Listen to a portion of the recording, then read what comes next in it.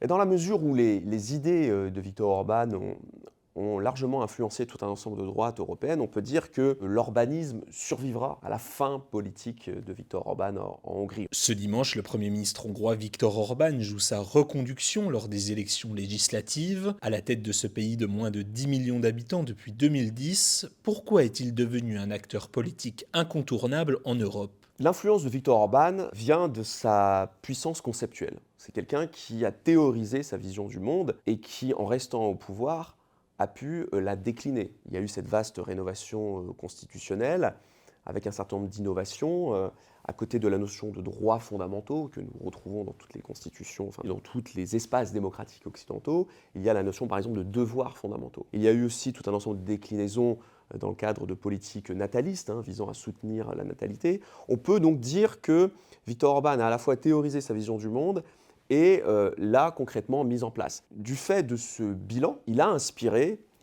tout un ensemble de pays européens, la droite américaine, et donc aussi tout un ensemble de penseurs chrétiens, nationaux conservateurs, qui ont vu dans la Hongrie l'expression d'une traduction politique d'idées qui étaient en gestation, mais qui n'avaient jamais été concrètement installées à l'intérieur même donc, d'une nation occidentale. Et donc la Hongrie est devenue plus qu'un petit pays d'Europe centrale, c'est devenu Budapest, sa capitale, est devenue la capitale d'un soft power national chrétien, dépassant largement le cadre des frontières nationales, ce qui fait que l'on a retrouvé ces dernières années tout un ensemble d'intellectuels de premier plan, notamment dans la sphère anglo-américaine, à Budapest, pour rencontrer les élites gouvernementales, pour rencontrer directement Viktor Orban. Pour mener la bataille culturelle, la droite orbanienne a très bien compris qu'il fallait aussi installer ces idées dans la société, et que cela passait par un certain nombre de médias, d'associations, de fondations, de think tanks qui, à l'image des États-Unis,